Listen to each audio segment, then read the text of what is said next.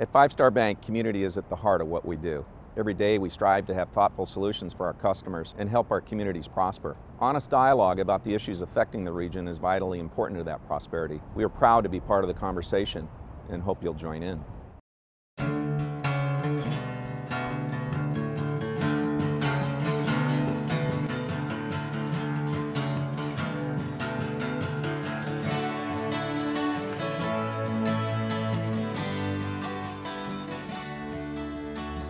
Peace Corps volunteer, legislator, insurance commissioner, lieutenant governor, congressman. These are just a few of the titles that John Garamendi has held in a career spanning over 30 years in public service. Known for his willingness to advocate for his policies as well as for his ambition, Garamendi has been a player on issues affecting California and the nation, ranging from healthcare reform to the preservation of the Delta. He joins us today on Studio Sacramento to tell us about his journey from McCallamy Hill to Washington, D.C., and what the future holds for his new district, the 3rd Congressional District, and the country in the new year. Welcome, Congressman John Garamendi. Thank you, Scott. It's great to be with you. I have to ask you the question, how does a guy who graduates from UC Berkeley in business administration, gets an MBA from Harvard, end up in public service rather than Wall Street? It's a better deal to be in public service. Wall Street has a bad reputation. Politicians have a great reputation, right? Really? Something like that. Actually, it's part of the journey. I met this young woman at Berkeley. We started dating eventually our senior year, right after a football game where we had lost. I'd been pummeled by Notre Dame. But you were on your way to being an NFL player. That was the dream, wasn't it? Well, that's where I was headed. But this young lady, when I asked her to marry me, she said, "I'd love to marry you, John, but I'm going in the Peace Corps. You're going in, I don't know, play for the Dallas Cowboys or the Raiders. I don't think this is going to work." And I said, "Well, what makes you think I'm going to play football? Let's go in the Peace Corps." Wow. And so we did. And that's where it started. It really started there. The service, John Kennedy, when he's talked about the Peace Corps, about what you can do. You saw him at Berkeley, right? Yeah, this is Berkeley. Yeah. Berkeley in the 60s. Berkeley in the 60s. And so Patty and I went off to the Peace Corps. And we spent 2 years in a mud hut, tin roof, dirt floor, no running water. Got an outhouse out back. Teaching, working with people, wonderful people who really valued what we were doing, which was education and community development. Now, this was in Ethiopia, correct? Yeah, Ethiopia. And you've said before that this was one of the formative experiences of your life. Absolutely. How so? Well, it's, first of all, you're there. You're in the world. You're not sitting here in the United States with all the things we have. You're there, you're looking at the world, and you're looking at the United States from a different lens. The lens of the world, the lens of the least developed country in the world at that time. And you see things that you would not see here. And you're Like what? beginning the process of public service, the role of America in the world. But those were the days when the Vietnam War was going on. And when we came back, we had Watergate. When we returned, all of the civil rights movements were happening. And so we were engaged in all of those activities. And you know, what do we do with our life now that we've returned? Went to Harvard. Am I going to go work Wall Street? Just wasn't comfortable there. I was a banker for a while, but I wasn't comfortable. And with Watergate, Vietnam War, I just said, I got to get involved. And Patty said, let's get involved. Let's do something. Ran for the assembly. I was 26 years old. Now, staying in Ethiopia for a second, part of your experience back there with you and your wife Patty was actually being involved in facilitating discussions between warring factions in Ethiopia and Eritrea, That right? actually came much later. Oh, really? Okay. Much later, about actually 30 years later. In the late 90s, Ethiopia and Eritrea had split into two countries, and they were at war. And it was a serious war. There were maybe 70, 80,000 soldiers killed in that war. And Patty and I were in Washington. I had finished my work at the Clinton administration, and we just said, we got to get involved. These are our people. These are people that we've worked with. And so I put together a team of returned Peace Corps volunteers, and we set out to do something. We worked in Washington to try to keep the Ethiopian Eritreans from fighting here in the United States, and did that. And eventually wound up meeting with the heads of state, the president of Eritrea and the prime minister of Ethiopia. The U.S. government at that time could not meet with those people. They were so alienated. But we were able to do so because it turns out that both of those heads of state had been taught by Peace Corps volunteers actually when we were there. One of my team members, Mike McCaskey, who was then the president of the Chicago Bears, was talking to the foreign minister of Ethiopia. And it turned out that Mike was his teacher in high school. And so we were able to achieve literally the peace settlement in the discussions that we had because we were standing on the shoulders of all of those Peace Corps volunteers that had gone before us, that had taught these two gentlemen when they were high school students, before they went off to become revolutionaries and take on the Mengistu communist government. Before we come back to talking about things stateside, from that experience, from the arc of those 30 years, what is it that America should know about our foreign policy engagements like the Peace Corps that maybe many of us don't? Well, you do not win the hearts and minds of the public with the military. We learned that in Vietnam. We are learning that once again, or we learned that once again in Iraq, and we're learning that once again in Afghanistan. You cannot do nation building with the military. You need to do it a different way. So your foreign aid, the outreach, the role of the Peace Corps, and how we treat other countries and the people in other countries becomes extremely important. We know, the military knows. I'm on the House Armed Services Committee now. The military knows that the wars of the future are going to be fought over food and water and economic realities with people in trying to get out of poverty, trying to just get enough to live.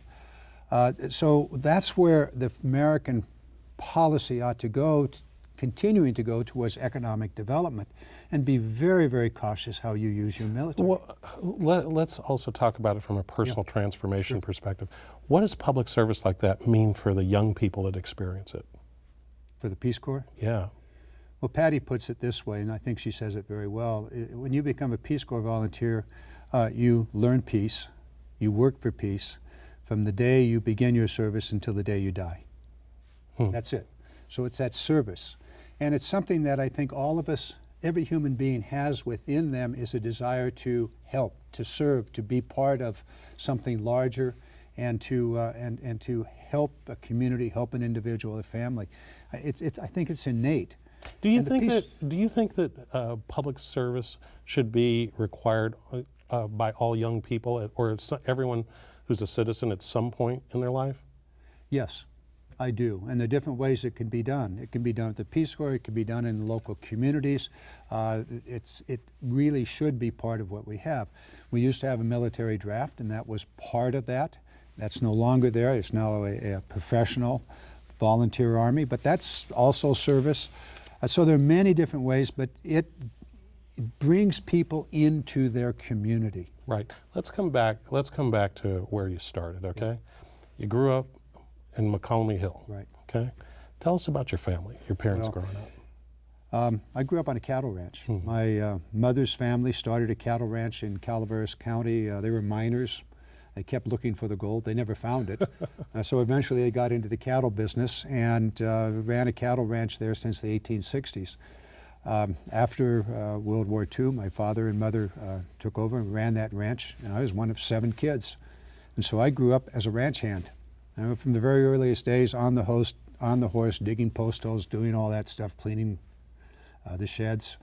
So that's where I grew up. Went to Calaveras High School, a small high school. There were 300 kids at the high school. My elementary school was in McCallum Hill, a school built by my great-grandfather. 3 rooms, 8 grades, first grade all the way through the 8th grade. There were 5 of us in my 8th grade class. Wow. All boys. So it was, there were limitations, obviously. Right. And then Calaveras High School, the University of California at Berkeley, and football and a great education. What did you learn? What lessons did you learn back on that ranch that you carry with you today? Hard work really is good. You also learn to behave. There were times when my older brother and I would misbehave. We'd come home maybe very late. My dad would wake us up very early in the morning, say, time to get up, fellas, let's go to work. And he'd give us a steel bar and a shovel and said, let's go dig post holes. And in that country, it was what we called blue smoke and sparks. That bar would go down, you'd hit a rock within 6 inches. And we'd do that until we learned to behave. So who had the greatest influence on you back in those early years? Certainly my parents, teachers, the teachers that were in the schools, and the community around. It was a tight community. There were, I don't know, 300 people in McCallamy Hill where I grew up. The guy that ran the service station, if we were out of line, there'd be a phone call to my mother or father within 5 minutes. They know exactly what was going on. So it was a tight community. And so all of those people influenced us in one way or the other. You know, the work ethic of ranching, taking care of the cattle, taking care of the animals, all of those things. And then the education, the value of education in a school built by your great-grandfather. Let's talk about that work ethic. Yeah. Okay.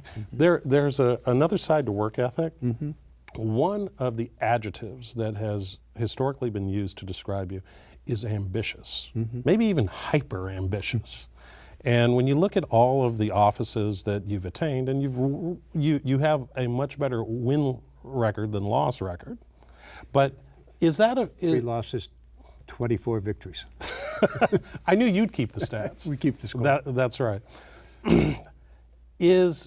But when it's referred to, sometimes it's referred to as almost a pejorative. Sure. What's the truth about your ambition? Well, I think it's the same as anybody. If you want to do things, then you need to be ambitious. You just can't be lazy. So you don't apologize for that at all? No, but not at all. But the question is, what do you do with it? When you get an office, what do you do with it? Do you just simply seek another office, or do you use that time, that moment, that opportunity given to you by the voters to accomplish something? And I think that's exactly what we've managed to do. Lyndon Johnson said, little boys run for office to be somebody. Men run for office to do things. Now, that was a bit sexist based on the time that it happened, but you agree with that essential point? Well, I think it's whether you're a young man wanting to be the class president in the 8th grade or student body president. The question is, okay, so you want to do that, but why? What do you want to accomplish when you're there? And so that's really where I think you can say, you know, ambition being good or ambition being bad. If it's only to go to the next step, then what have you accomplished in the process? And we've always kept that in mind. When I was insurance commissioner, it was a terrific job because every morning I could wake up and I could help somebody, or I could help the entire state solve a problem. And often Patty would almost, it wasn't a joke, she'd say, John, if by 10 o'clock you were not in a fight with an insurance company, it was going to be a really bad day. Well, you were the first elected insurance commissioner, and you returned to that office again later on. What fascinated you so much about that position? Just what I said. It was a job where you could help people. Literally, very, very few jobs where you're actually able to engage with an individual and help them solve a problem. Or in a larger sense, maybe 1 million individuals who had a problem with an insurance company, a healthcare issue, workers' comp, auto. And that's really, frankly, very satisfying to be able to solve a problem, to be able to help people. And also, that particular job gave me an opportunity to engage in extremely important policy issues. Auto insurance, healthcare insurance, workers' compensation. Let's stop on healthcare insurance. Sure. One of the things that is part of your record there is that when Blue Cross and Anthem wanted to merge years ago to create this mega insurance company, because of the weird way that California is structured, the governor's office through the Department of Managed Healthcare had part of the say-so, and so did the insurance commissioner. If you were designing the system all by yourself today, would you have responsibility for the healthcare system split up like that for California? Is that what's best for California consumers? No, there should be one organization responsible. I like the notion of an elected insurance commissioner who would have responsibility for health care in its multiple forms. The reason you had that split goes way back to 1940 history, but they should be in one organization. And I think an elected official is important here. Previous to my... Because what? Because you're responsive to the people.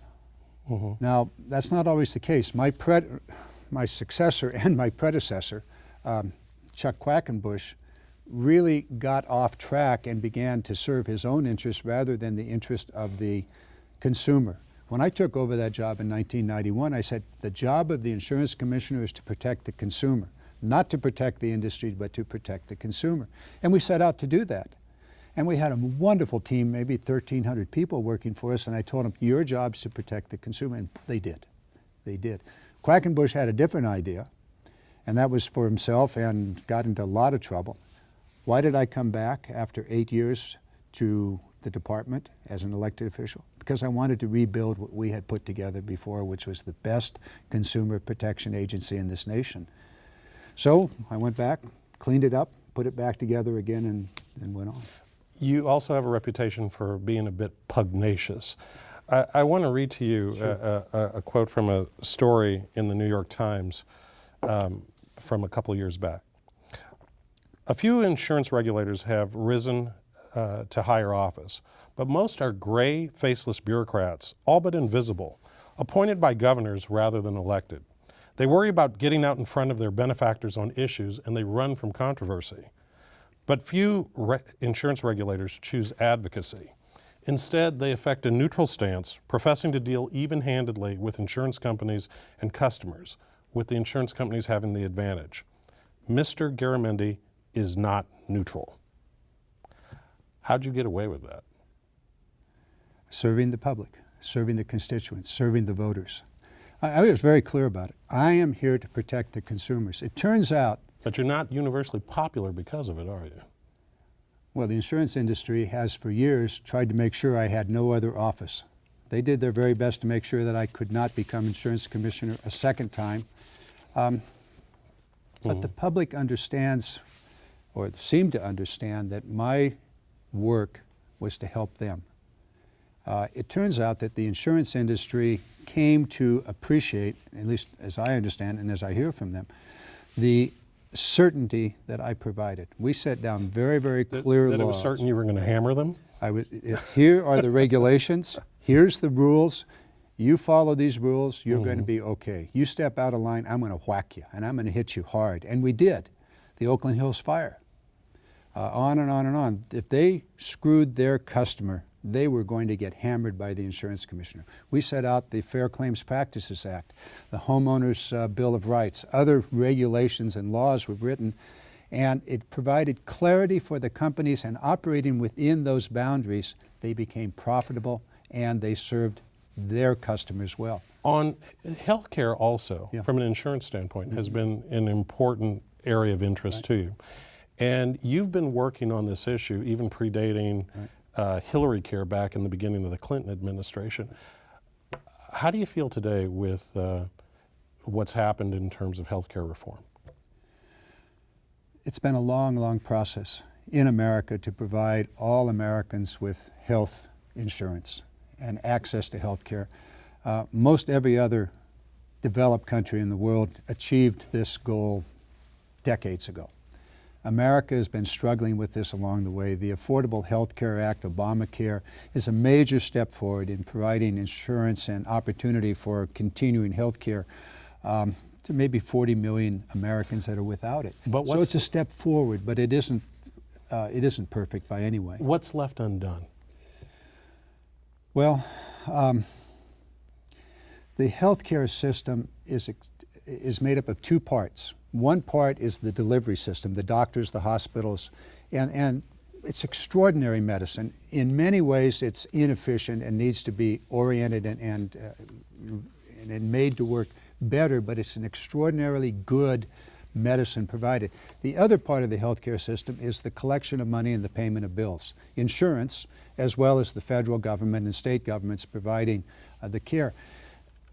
The system of collecting the money and paying the bills, which we call insurance or Medicare and Medicaid, is extraordinarily inefficient. Mm-hmm. And there's an enormous waste in that process. And so what we have to do is to continue to move to more efficiency in the system so that we can control the cost and provide the services that are necessary. But shouldn't we be asking all of us to do more? What's the matter with some of the issues that are being brought up on the table that it seems that your party is resisting to? Means testing, raising the age because life expectancy is different. Yeah. What's wrong with talking, or tort reform, what's wrong with talking about those ideas? Well, let's take them one at a time. Medicare, which is a universal single-payer system, is available to every American who's 65 and older, okay? The talk of raising the age is really bad insurance because what you've done is you've pushed people into a sicker population. If you're going to have any insurance system that works, you need to spread the risk as broadly as you possibly can. You push that age to 67, you've got a much sicker population, and that population per person or per capita will be far more expensive. Also, people begin to get ill at about 50, 55. And so the most difficult period for any individual for insurance purposes is 50 to 65. And those are the years where there's the enormous risk of not having health insurance, where you will see age didn't we just fix this? Not necessarily. And the Affordable Health Care Act goes a way towards fixing that. But again, you have the inefficiencies that are going to play into it. So what you really want to do is to expand the risk base, not to collapse it or make it smaller. So these ideas, just in general, these ideas you're not necessarily warm to. No, the idea of going to 67 is a very, very bad idea for individuals, for the Medicare system, and frankly for the cost of government. Right. Let's turn to some of the issues that... And it doesn't save any money at all. Let's turn to some of the issues we're confronting today. Yeah. You sit on the Natural Resources Committee. Yes. And one of the perennial issues for this region is water. You have made statements criticizing the Bay Area Conservation Plan, and as a matter of fact, a specific reference is that if the plan as it currently stands is enacted, it would literally drain, potentially, if it's used to its full capacity, between 50 and 75% of the Sacramento River. Would we actually see that here in this region? Would we notice this? Are you familiar with political power? Water flows uphill to money. Where's the money? The money and the political power reside south of the Delta. And so if you build a system that has the potential of taking literally all the water in the Sacramento River about 40% of the time, which is 15,000 cubic feet per second, you have created the potential for an ecological disaster in the Delta. So don't do that. It's like building an 8-lane freeway and saying, not to worry, we're only going to use 2 lanes. For the folks that are joining us today, tell us how we would know it. How would we notice this ecological disaster? How would we see it? An article that appeared recently indicates that the 6 key fish species in the Delta continue to decline, which is like the canary in the mine. It's a sign that the ecological health of the Delta continues to decline. We've seen that over the last 30 years. You've seen a decline in the species in the Delta, water quality in the Delta. All of those things are happening. Those are all signs. What happens to our farmers? There are farmers and there are farmers. What we're not doing is a comprehensive water plan for California. And I fault the governor on this for pushing for a plumbing solution. It's like trying to fix your sink by putting a new pipe in, not trying to do a overall solution.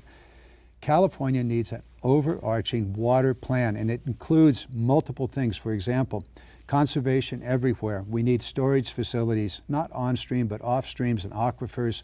We need also to recycle water. The fifth biggest river on the west coast of the Western Hemisphere are the sanitation plants in Southern California. Okay, so all the things that you've mentioned sound pretty reasonable. Why would anyone be against that? People looking short term. And in fact, this whole business of the Delta and the Delta tunnels is a 30-year-old idea. It's not an idea that's based upon the information that we have available today. In our final moments, yes. Okay, I want to ask you about one other issue. Sure. Let's just, you've gone up against some pretty tough customers, and you're doing so, we just talked about water. Mm-hmm.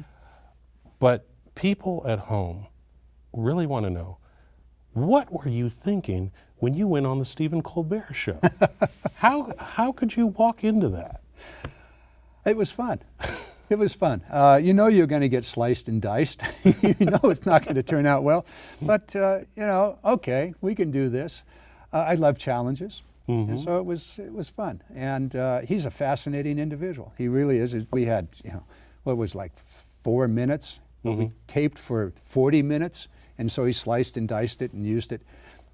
But hey, well, if you're not risking yourself, then why bother with life? Well, you know what? You survived and lived to tell the tale. I did. We're going to have to leave it right there, Congressman. Thank you so much for joining us on Studio My pleasure. Sacramento. It's good to be with you. Thank you. Well, that's our show. Thanks to our guest, Congressman John Garamendi, and thanks to you for watching Studio Sacramento.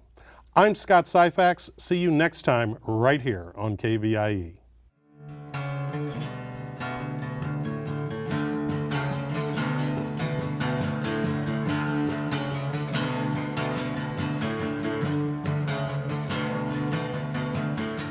At Five Star Bank, community is at the heart of what we do. Every day we strive to have thoughtful solutions for our customers and help our communities prosper. Honest dialogue about the issues affecting the region is vitally important to that prosperity. We are proud to be part of the conversation and hope you'll join in. All episodes of Studio Sacramento, along with other KVIE programs, are available to watch online at kvie.org/video.